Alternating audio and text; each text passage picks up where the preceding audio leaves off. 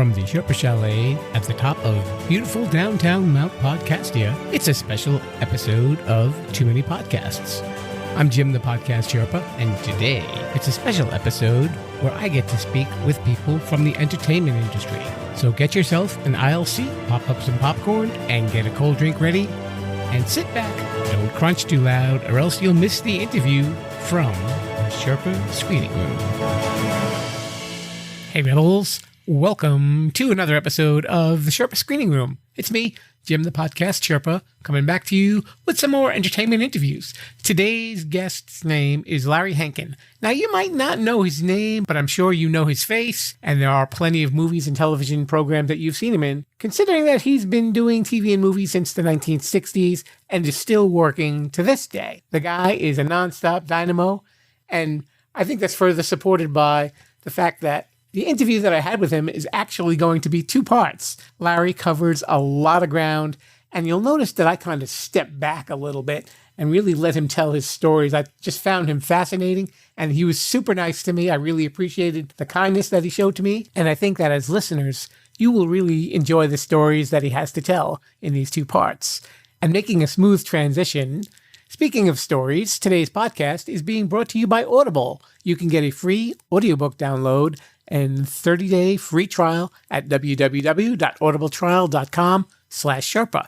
There's over 180,000 titles to choose from for your iPhone, Android, Kindle, or MP3 player. And Rebels, that's a lot of stories. Okay, let's begin with our interview with Larry Hankin. Hello, Rebels. You are not going to believe the story that I have for you today about my next guest. He is incredible. He has over 187 acting credits, and these acting credits stem from the 1960s through today. He's still doing it, man. He's still keeping busy. He's also a writer, a producer, a director, an editor, an animator, a composer. He is also an artist and an author of a book that will be coming out shortly. And we're going to cover as much of that as we can in our visit at the Sherpa Screening Room with Mr. Larry Hankin. Hey, Larry, how's it going? It's going. You know, it's tough keeping up, but it's going. I'm okay. You are keeping me so busy today. You know, I didn't think that you were going to inspire such a deep dive, and I was like, wow, as I was going through all of your credits, and there were certain things that I knew about you, and then I looked more, and I was like,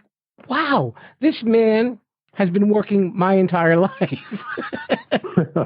Well, I've been working almost all my entire life, too, so there you go. You've been even busier than I have been. So, yeah, I guess, but like I say, I didn't do it all at once. I did it one at a time over a couple of years.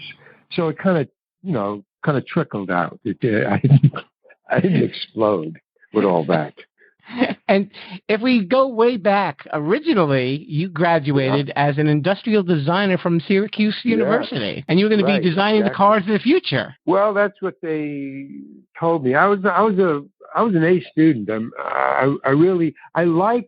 didn't like the engineering part of industrial design and the mathematics, but I really like the design part. I really do. I have a proclivity for that. I've designed a lot of things. So. But when they took me out there, they took 5 of us out there to Detroit. The General Motors flew us out from Syracuse, all the top students in industrial design, about 5 of us. But I have an attitude problem, and I have ADHD, I'm dyslexic. So I have a lot of challenges, which I don't necessarily try to keep under wraps. So I kind of mouthed off, and told them how I really felt about their designs.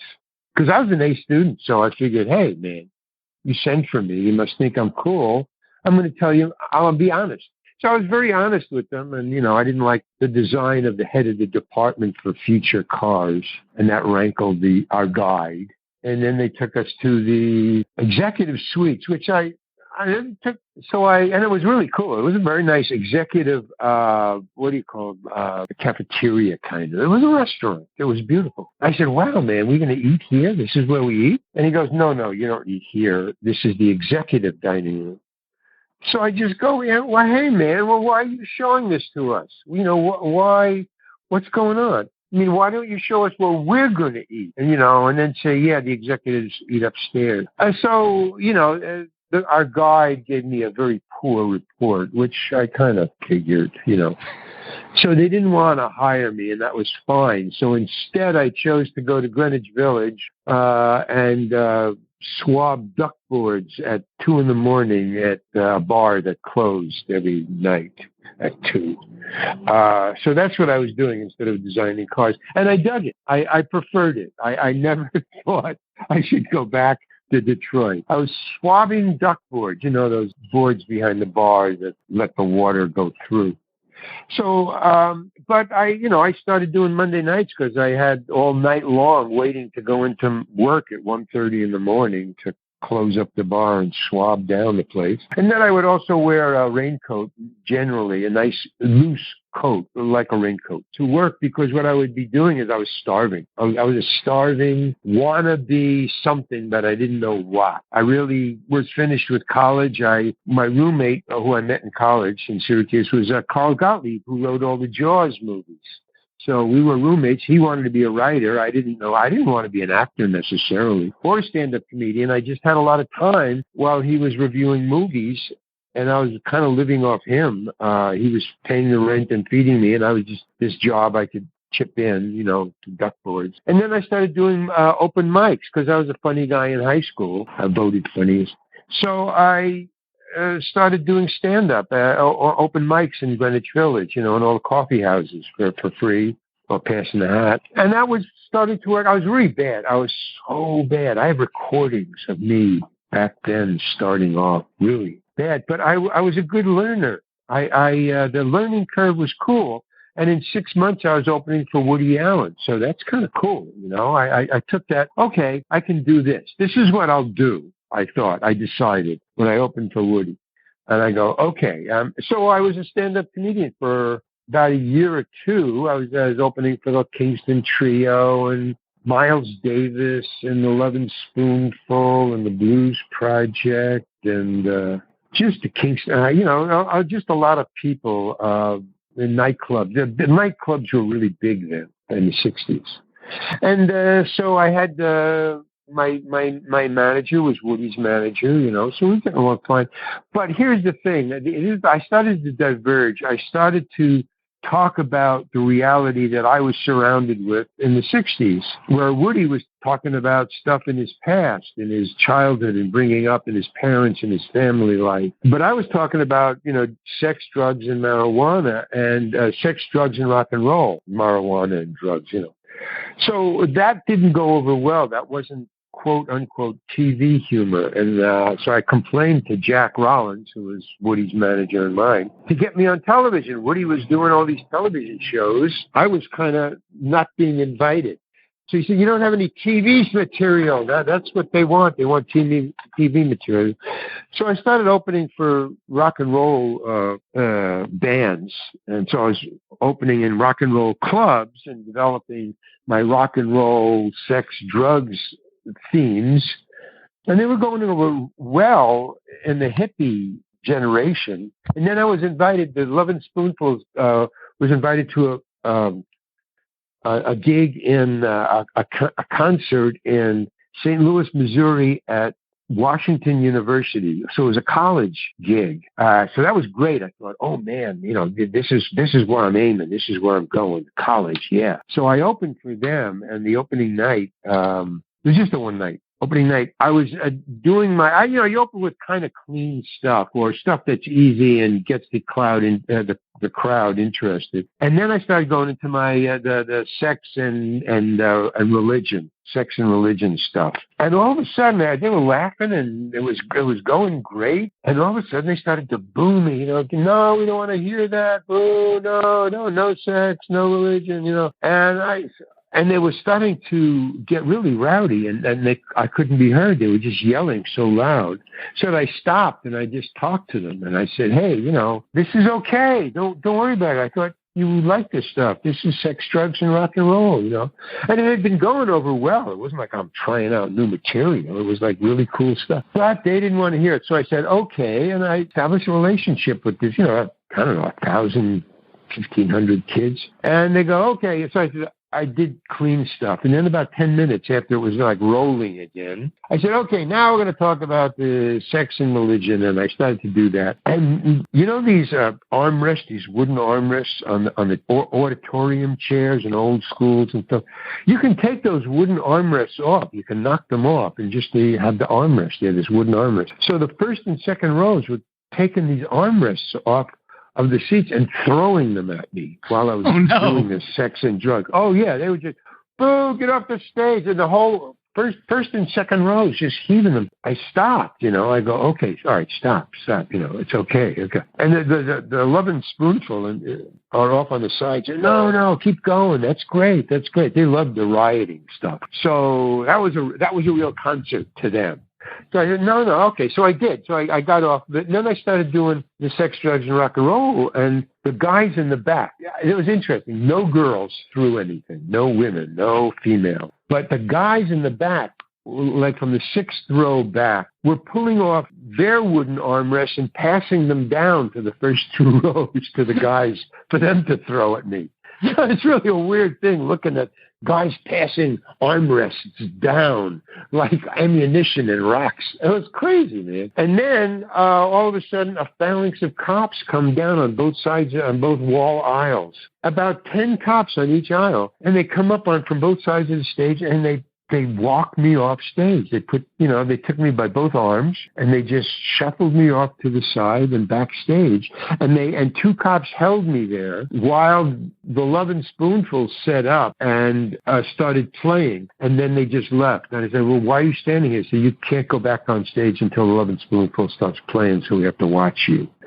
And then they just, said, well, goodbye, good luck. And then they just left. So that was it. But, I mean, that's crazy. Yeah, it just was so weird. But it started me on a downward trend about doing stand-up. I mean, because I didn't write. I never wrote anything that I did ever for stand-up because I didn't know how to write a joke. I mean, I knew how to write, but in a monologue, in a stand-up routine, it's not like, just set up punchline. It's a conversation with the audience, is basically what it is. And I couldn't do it. I mean, I would try to memorize it and it just would come out like so memorized. I need to just flow, So, I didn't know what to do. And then when I went out I had one more gig. After the tour, I went to another tour up in Northwestern, and I did the exact same routine. Even the dean of the college from Washington University called ahead to Northwestern. They knew where we were going. And when we got to the hotel, and after we got our room keys in the lobby, we were stopped by a police captain,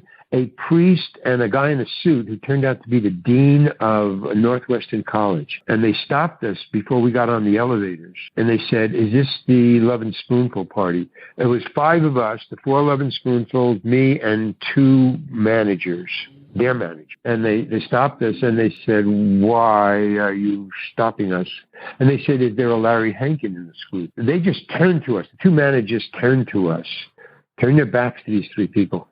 And they said to just the group, they didn't look at anybody in particular, and they said, all right, you guys just go up to your room. They didn't say what room. They just said, go up to your room, lock the door, and stay in there until we come and knock on the door. Don't open the door for anybody else. I said, okay. So, we went to John Sebastian's room, and we were in there. Then they said, you got to do your stuff, man. You got to do your stuff. And it turns out, so then about 15 minutes later, 2 managers come up, and they go, okay, here's what it is. The dean of the Washington University called and said they've got a filthy mouth comedian opening for them. Don't let him go on. So the dean told us that you can't go on, Larry, that you're too filthy. They said that if you do go on and are dirty, because they did give us a deal, then the police will pull you off the stage and they'll shut the light off and call the concert. So that's how it stands. You can work, but you can't do anything dirty, or that's what's going to happen. And then they left for dinner. They went to have dinner.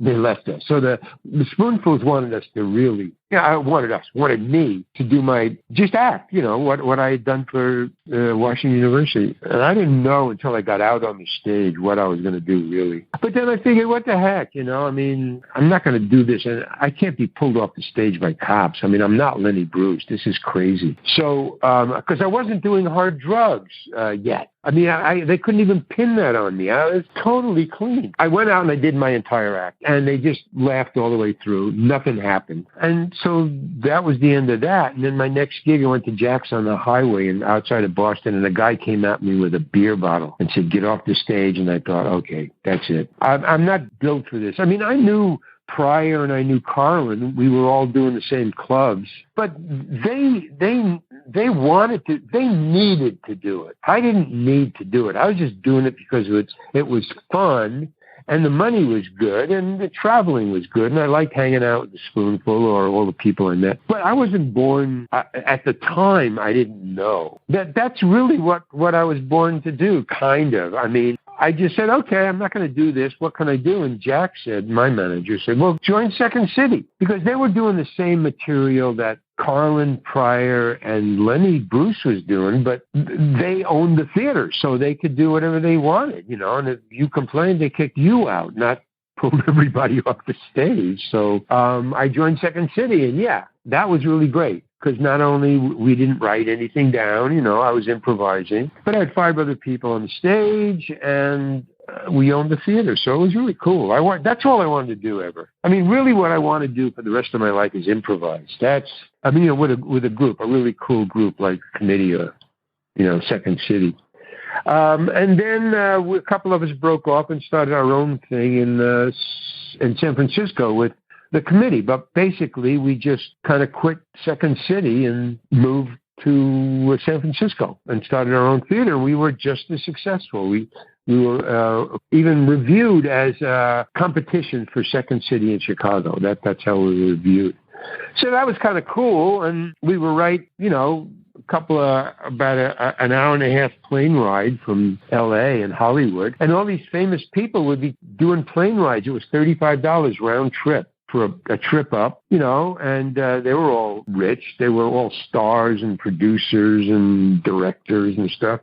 And they were coming up, and it was the greatest deal an actor or anybody in show business could have, because everybody in Hollywood would fly up and watch our show. It was like we were auditioning for the cream of the crop of L.A.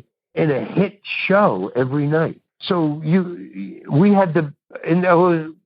didn't even want to go down to L.A. to audition, because they were voluntarily coming up to watch the show, and we were being hired down. It was $35, go down there, do a day or two's work, and then fly back, round trip, and they would pay for everything. So that was really great, and that's how I got into, being an actor, is because the money was so good. But I really, I love stand-up and I love improv is where I'm really at. But acting is, pays the bills. It's fun, too.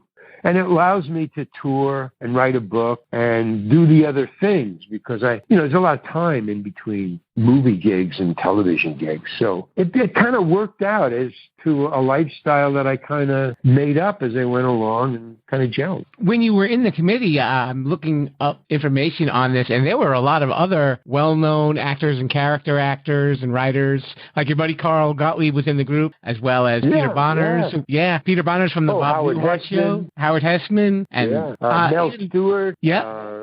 All of them. Just everybody would come. And even the people from Chicago, if they came to the West Coast, they would fly up and do a set with us. We were working with, I can't remember everybody's name, but who was the guy who invented the long form of improvisation? Del Close. Del Close came up. As a matter of fact, Del Close and I were roommates because he joined our theater. He liked it so much. He liked it better than Second City. So he stayed with us for about 6 months or a year. And then he went back to Chicago because they gave him he had a better deal then. He didn't have to be an actor. He could direct and he could teach. And he had a following there. He was just another actor here. But he was great. He was incredible. I loved improvising with Del. I love the improvising with other people who could improvise well. It's just, it's like stand-up, only it's with another guy or another girl, and they fed you, so you didn't even have to come up with new material. The audience came up with it, with suggestions and stuff. So yeah, it was a lot of fun doing that. So in the late 60s, you actually finally got onto TV playing a lot of character actor roles, right? Your first role was in That Girl? I guess. I don't remember. I mean, I remember doing That Girl, but I don't remember what order things were. That's kind of hard when I do these podcasts. I kind of, did I do that before that or this before that? Don't worry, I'm not going to quiz you, Larry, I promise. I guess so. No, okay. I guess That Girl, yeah, because basically somebody from the production office came up, and saw the show. I didn't ask to be, and then I didn't have an agent at the time. I gave up Jack Rollins because I was now in a continuing show for 10 years. I was in the committee up in San Francisco. So somebody from That Girl obviously flew up, saw me in the show, went back down, and then called me and said, hey, would you come down to audition? I think they would fly me down. They would pay $35 round trip ticket, big deal. And even if I had to pay for it, I was employed, so it was okay. I wanted to be in a TV thing, and everybody else in the committee was going down there, so whatever it was, I just went down, auditioned, got the job, flew back, went down, a week later and did it, and then came back. It was but it was no big deal because I didn't watch That Girl. I knew of it, so I wasn't thrilled. The next gig I got, the next biggest one, I guess where it meant something to me was I got a call from Laverne and Shirley's show production office. It turned out that Penny Marshall had flown up. I didn't even know this. Flown up, seen the show, saw me, liked me, told him to call because she saw that I was a physical comedian, tall, thin guy, physical comedian. And she wanted me specifically for a specific role of a dance partner because Laverne and Shirley were going to a prom. That was the episode. And so I was going to be her date. So she said, Laverne specifically said, they wanted you to audition. So I went out, I auditioned, I got the part. The funny part was that it was a dance, as Penny Marshall is really a great physical comedian and a great physical acting comedian. She really knows comedy, and it was a dance. So the reason she hired me was she wanted to choreograph a funny dance. So she wanted to get a funny physical comedian, and that was why she picked me. And she told me that. So we were working out the thing on the stage, on the set of the Laverne and Shirley show. And nobody else was around, just me and her. So we were working it out, and she wanted to do a dip where I dropped her. And she's a really good physical comedian, and she wasn't worried about getting hurt, but I was kind of worried about just dropping her. So we were dropping her, but it didn't work because then getting up, and I don't know, it didn't work out with what we were doing. So I said, why don't we do it on the couch? So if I drop you or dip you over the couch, and I drop you, it protects your head, your shoulders, it'd be okay. And then she said, well, why don't you dip me and then drop me so that I fall on the couch and then you fall on me? So I said, okay. So I dipped her, I dropped her on the couch, I fell on her, and I hear this voice go, hey, what's going on here? And it was Gary Marshall, who owns the show, who produces it, and it's her brother. And so we go, oh, well, you're rehearsing the dance for the show. He said, no. What's this touchy-feely? And we go, what? He goes, yeah, the couch. What are you doing? The way he talked was so funny. Yeah, the couch. What are you doing? It was like this New York sing-song accent. That was great. Yeah, the couch. What are you? So it's touchy-feely. No more touchy-feely. What is that? And so we get up and she looks at me. She says, he's my brother. So yeah, but Gary, no, this is a rehearsal for the show. He's going to go on television. No, this is funny. He said, no, touchy-feely. That's it. Cut it out. And so she looked at me and she shrugs like, what can I do? He's a producer and my brother, so my big brother. So, all right. She said, okay, she said. So we had to rehearse without touching too much, except, the hands dancing. So that was the kind of thing that went on. So that was the only first show that I really remembered doing. There's no story with That Girl. I just went down there, I did it, I memorized my lines, and I went back. I guess I was kind of nervous. It was my first time, so I didn't want to do anything. But after I got the feel of TV sitcoms, I started to get a chip on my shoulder and started to wise around. By the time I got to Friends, doing Friends, I had done 5 shows, so I was maintaining, but I really didn't get along with them. And they didn't get along with me. My sense of humor is totally different than the writers of the show or the actors and actresses on the show. I mean, they're really talented. I've watched the show. They're great. But they didn't, it wasn't. So when I was fired, that was another thing. When I was fired, they just wrote me out of the show. I wasn't fired. My agent called me on when I got the 4th show, because here's the thing: if you do 5 shows, each one is a one-off. You just get paid singularly. You do this show. You do this show. But if you do 6 shows, on the 6th show, you have already become a recurring. So the 6th show, you get a huge bump up, and they have to sign you for more shows. So you don't only do a 6th show. You would do a 6th show with 3 more shows to come, something like that. So you get a huge bump up. You can put a down payment on a house if you do a 6th show. So I got a 4th show, and I'm thinking, okay, 4. I just need 1 more, and I'm about to go into big bucks, So he goes, so I go to the 4th show, and they show me very proudly, as a rehearsal, they say, look at this. And what this is they built Mr. Heckles' apartment. Like I'm going to be a regular or a recurring. They've built my apartment, and I'm going to do my 4th scene show in my apartment. So that's they're not going to waste this. So I'm thinking, I'm getting the house. All right, I did the 4th show, went great, got along. I just was very good. Didn't want to disturb anything. This was going fine. Okay, and then I get a 5th call. I get my manager called, my agent calls me and says, hey, Larry, guess what? I go, what? You got a 5th? I got good news and I got bad news for you. Okay, what's the good news? The good news is Friends called, you got your 5th show. Yes! Oh, man, cool. Well, what's the bad news? You die in this show. Oh, no. No. So within 3-4 seconds, I had a house, and I didn't lose the house. Friends took it away from me. That's what I thought. I swear to God, that's what I thought. They took my house away. They killed me. Why? So now I've got to do the 5th show. So I go to rehearsal, and I didn't know that this 5th year, it was my 5th show. But it wasn't the 5th show of the year or the season or their thing. It was the 5th show, but the 1st show of the new season, the next year. So I was in the 1st show, my 5th show, number 1. And because of that, they have a big party for the 1st show of the new season in sitcom land. I didn't know this, but they do that. And so they had 100 people in this big room, and they were serving, sausages and eggs and salmon and, champagne, which I have every breakfast. And then they have these little, talking little tables where little drinks, you set your drinks on and stand up and talk around like little talking groups. But I was still angry about that they were killing me. I had kept that hurt, that anger, why did they do that? That insult.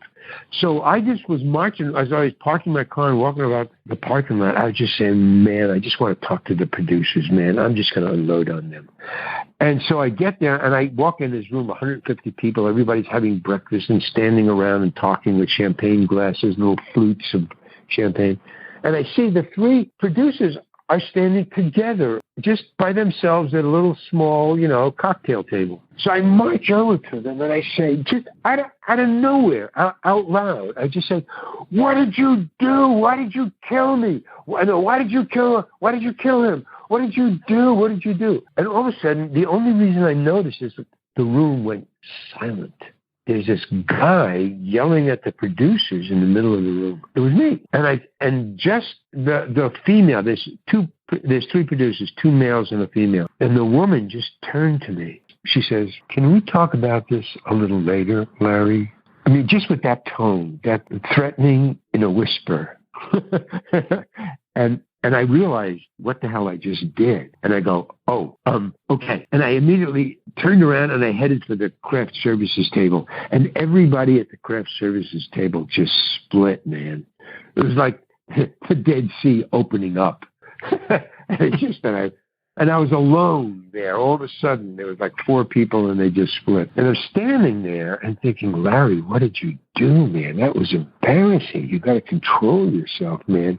And this kid comes up to me. He must have been like 17. I don't know. He's an extra, an actor, whatever. But he just walks right up to me, right next to me, and he says, dude, that was so cool. I thought, thank you very much. Thank you. And I kind of just slunk out. And I just stayed there. I just stayed alone, you know. Maybe I talked to the kid. I don't know. I don't know how I got through that day, just rehearsing and stuff. But for the rest of the time, the rest of the week, and that day included, and even the day of shooting, nobody would talk to me. Nobody. It was the weirdest 1 week of my life, pretty much. They thought, you know, I was going to explode any minute. Just everybody was tenterhooks with me. Yes, I'll get that, you know. And whenever I went to the craft services, so, you know, I was alone. So I guess my point is, you know, I've done some weird things. You know, I've done some great things, but, you know, my learning curve was very a long, steep curve about curbing my enthusiasm, let's say, about curbing my temper or I finally, over the years, have tempered it. You know, so I'm cool. But in the beginning, it was kind of, you know, I just didn't care. You know, I don't know. Maybe I still don't care. I mean, I care about what I do personally now, you know, like my book and my website and this and that and the other thing. But I guess in the beginning, I was so used to doing stand-up by myself and improvising without any script that I was just taking it kind of, you know, it doesn't count. Until finally I realized, well, wait a minute. No, that's affecting my salary. I mean, some people, I guess, didn't call because they heard, you know, like Washington University called ahead. They said, hey, don't hire this guy. He's a filthy mouth comedian. I guess that was starting to, you know, get talked around because it got back to me and I just, you know, okay, rehab here. And, you know, I worked it out. But, yeah, every once in a while, I'll just let it go because it's fun sometimes, you know, little sass. You know, yeah, you know, little I sense a little theme here, Larry. I mean, you had like almost like, I guess maybe a bit of like rebellion back in the 60s, and you still kind of carried that into the 90s. Oh, I carried it with me all the time. It just, I cool it. I pick my spots. But I did that the other day, and I did an autograph this past Sunday. It happened. I just let it go. I mean, sometimes there's a situation where I can't take anymore. I mean, somebody was just mouthing off too much, but it was in a very confined situation, which made it worse. I did an autograph thing, you know, like a Comic-Con thing, and you're signing autographs. And so sometimes they're the people who run it, they're trying to be cheap, so they kind of huddle people together in a common transportation. But a lot of these stars, they're stars, man. They have their own limos, you know, or not their own, but when they're booked in places, they send a limo to pick up the star. So that's what they were doing. Not for me necessarily. You know, they'll pay for a cab ride, you know, from the airport but they'll send a limo for a start. Okay, so on the way back, there was 4 of us that this one particular agent had booked 4 of us. There's an agent for booking autograph cons. This agent booked 4 of us, 4 actors. One of them happened to be a star. I'm not going to mention the name because it's embarrassing for him. But he was a big star, and he was there at the autograph thing. So the booker, or the agent, figured he wanted to save money by booking all 4 of us, 5 of us, actually, because one of the actors, his wife, was along, and she was an agent, not for us, but for somebody else. So there was 5 people going on the same plane to the same airport from the same hotel. So he booked us all in one stretch limo, which to the agent was fine, but to a big star and 4 other people, that's not fine. It's disconcerting. It's not bad. It's just they don't know how to handle it. They're so used to being in their private owned limo that it's kind of hard. Anyway, 4 of us pile into a stretch limo that was his, and he was very nervous, you know. So some nervous people did just talk all the time, and it's a 40-minute drive to the airport, and he talked all the time, and all he did was basically just brag, all about me, all macho stuff, you know, bullets and shooting and committing suicide and jumping out of airplanes and parachuting, and daredevil stuff. And somebody was shot right next to me, and you know, just kind of, the Post newspaper in New York, exploitation kind of horror. He was telling us. And I couldn't stand it. And then he started doing it with his wife, and women holding forth on women and how equal they are while putting down women. In other words, he was a macho idiot is what he was. And I couldn't take it. Now, I didn't say a word for 40 minutes while he talked. Didn't say a word. Finally, he said something that I couldn't hold it in. I just couldn't. And the other people didn't say anything either. I mean, they would kind of, oh, yeah? Oh, really? But that was all they were saying. And so he said, yeah, I love women. Women, how they give birth to us and they take care of us and they feed us and they clothe us and they take care of us. And I just said, I said, well, what's wrong with guys? Can't they take care of themselves? What the hell are you talking about, man? What are we all babies? I don't know what I said, but it was like maybe a 15-second rant. And then I just shut up. And all of a sudden, the thing was quiet. So, it was like a throwback to what I told you about. It was a rare occurrence. I just couldn't take any more of this guy. Okay, but anyway, that's what I did. And I knew I shouldn't have done it. I did it. I'm not sad that I did it. And finally, we just pulled into the airport just as the silence was getting too awkward.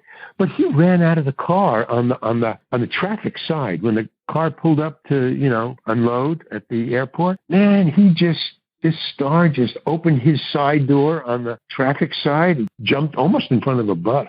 Got his stuff out of the trunk of the car because the chauffeur popped the trunk. And we never saw him again. He didn't even get on the plane. He didn't get on the plane that we were all supposed to get on. That's how weirded out he was. I don't know how weirded out I got him by saying that or how weird it was that I said it. I don't know. All I know is that it was a throwback because it popped out of me. In other words, I wasn't planning on saying that. I just couldn't hold in silence any longer. So yeah, I got to deal with that too. So there's the yin and the yang, the good times. And Larry, why did you do that? Well, let's talk a little bit about your movie career. Now, from what I understand, you were very much a method actor. I mean, you were Charlie Butts in Escape from Alcatraz with Clint Eastwood. Yeah. And what were you referring to a method actor? Where did that come from? That you wanted to get a feel for what it was like being in a prison? Yeah, I think you're quite accurate. I was trying to get a feel of what it would be like to surround myself with what I thought a convict would surround himself with to help me, in the part. I never thought of it in that particular way, but I remember Clint Eastwood called me on it because when I got there, they would line up these boats. There was 200 extras in that movie because, we had to have all these prisoners, we loaded up boats, these small boats. I guess they were like tourist boats. But there was like 10 of them because 200 people had to be shipped to the Alcatraz island every morning and then taken back every night. So these boats would line up and I would get on the boat, with everybody else, all the other actors, and then we'd go out there. And I was trying to think of bringing stuff that may be in my cell, what would I have in my cell? Because I didn't know where they were going to shoot. They would shoot in Charlie Butts' cell. I didn't want it to be a naked cell. I've been in there, obviously, for a year or two. So I got to have stuff in there. So that was what I was thinking, just dressing up my cell. And in a way, I guess you're right.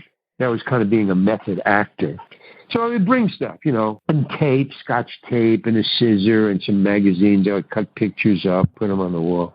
So I'm sitting in my cell. My first day, I get there, and I put on my costume, get in my cell, and I say, well, I'll be in my cell if anybody wants me. They were shooting in another section. So I'm sitting there in my thing, and I'm there about a half an hour, just all alone in this other part. Nobody's around. And I'm cutting out pictures and pasting them on a wall, on my cell wall. I even shut the door, I think. I think the door was closed, or the cell, bars were closed. And all of a sudden I get this feeling somebody's watching me, and I look up, and there's Clint Eastwood standing right outside my cell door, and he's staring at me. And I don't know how long he's been standing there. He's just silently looking at me, cutting out pictures out of National Geographic. I don't know why I remember that magazine, but I do. National Geographic. And probably some naked native. I don't know. That's pretty. And he's standing there, and I look at him, and he goes, "What are you doing?" I go, "Oh, I'm just cutting out pictures from this magazine to put on my walls. Like I'm a prisoner here, and I've been here for a while, so I'm just trying to make it look like I've, been here for a while." He goes, "Are you a method actor?" I go, "No," and he's really serious and very quiet. And I go, no, I'm not a method actor. I just thought that's what would look good on the wall. And he goes, well, that's good because I don't like method actors. And he walked away. And I go, what was that all about? Now I'm like really nervous. That was Clint Eastwood. I never met him before, and I'm on his bad side already. So that was kind of weird, man. So so that's where I guess you got that from. I didn't know anybody even wrote that. I don't even know where you got that from. That was just a passing thing. I hardly mentioned it ever to anybody, but that was weird that you know that. But it was a weird thing, man. It scared the hell out of me right away. I mean, this was my first big movie. I was getting a lot of money for that role, and it was a co-starring role, and that came out of nowhere. I was doing sitcoms and little stand-up coffee houses still when I got a day off or something. So that movie was very important to me, and I really liked the director, Don Siegel, who was a famous director, and working with. All my scenes were with Clint Eastwood, and I had never met him, and that was my first day on the island. I hadn't started shooting, so when he said, I don't like method actors, man, and I wasn't, he assumed that. Yeah, it freaked me out. That was really weird. When I got on the set, though, he really liked me. I mean, he saw that I was a good actor, that I worked well. I worked well with him. Didn't give him any, guff or anything. I always had my lines down. And so he would help me out. He would say, well, why don't you stand over there? Or, so, why don't you, no, that's okay if you do that. He was really very helpful. He's a great guy. And he turned out to be a really great guy if you weren't a method actor, I guess. So, but here was the thing that really weirded me out. Again, I get weirded out. I just keep my mouth shut, but I make a note of it. Like I'll maybe talk about it in a stand-up or write it in my screenplay. But I noticed things. So the things that I notice is that after every shot, after every take one, take two, the director, Don, who I really liked, and I followed him around most of the time. I could talk to him. We had conversations about acting and about things. He would come up to Clint, even though I was standing right next to Clint, and it was only a scene between me and Clint. He would come up to Clint and he said, "How was that for you, Clint?" And Clint would say, "Yeah, that was fine." And he says, "Okay, we move on." And Clint would say, "Yeah, let's move on." And he'd say, "Okay, moving on." And that was it. But that was every time. And he never talked to me. They never turned to me, never realized they even existed at that moment. And I was getting PO'd about it. It was starting to build, 1 time, 2 times, 3 times, 4 times, second day, third day, fourth day. Finally, I was good. And it would come up. And so, one time, they were talking, how was that for you, Clint? Clint said, no, that's fine. Let's move on. And I piped up and I said, oh, wait. I'd like to do it again because I think I could do it better. And Clint just turned to me and said, yeah, well, I don't think I can do it better. And he walked away. And whoa. And I heard it was inside everybody's head, but it was the feeling of the air that everybody had just gone, whoa, bad news there.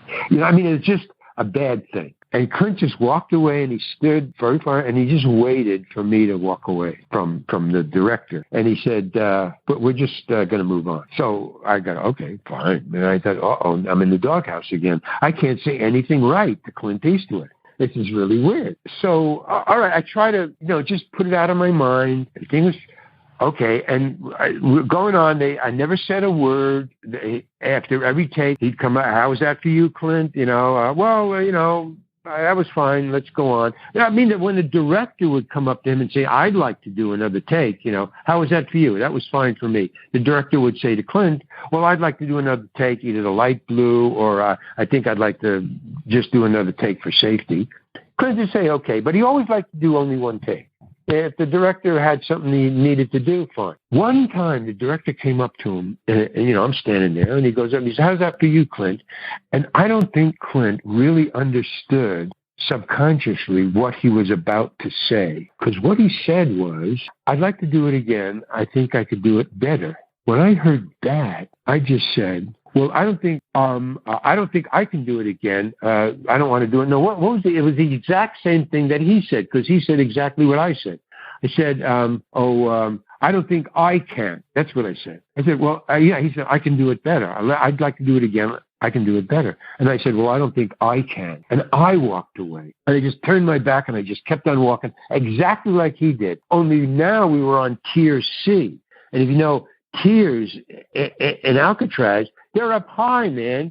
The only way you can walk is that way to that door or the opposite way to the other door down at the other end of the tier. But one way is the cell, and the other way is you got to fall off the tier. So the camera was blocking one way, and I just had to walk the other way, which is the long way down to the door that was way down at the end of the tier. But I just kept on walking, man. I said, okay, I'm fired. I don't care. I just can't take this anymore. But as I'm walking, the door kept on getting further and further away. You know, I'm thinking, oh, God, man, just let me get to that door. I want out of here.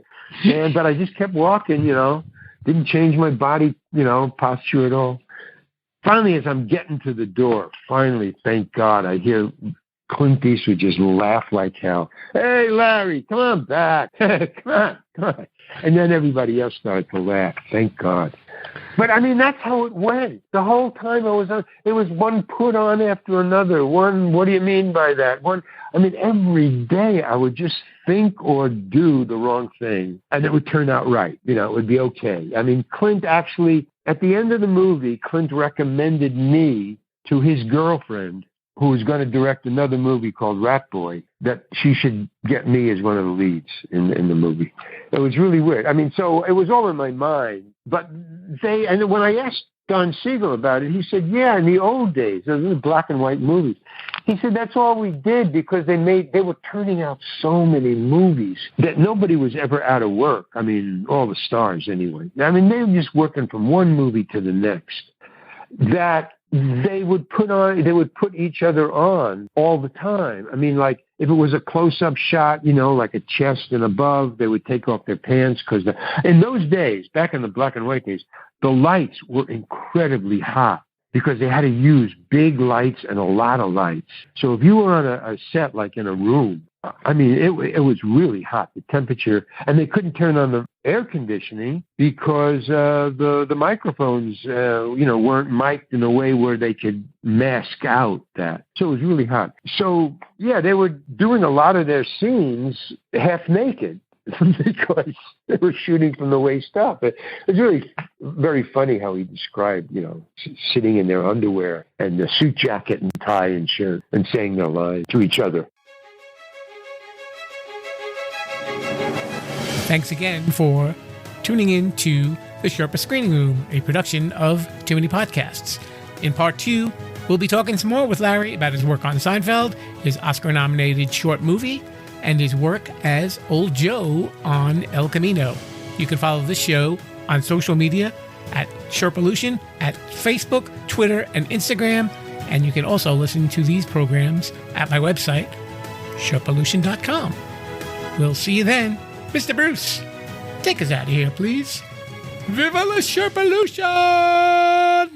Thanks for listening to Too Many Podcasts. Please disperse. You can go home now. I said you can go home now. Viva la Sherpalution. Viva la Sherpalution. Oh. Yeah, I'll come back now, you hear?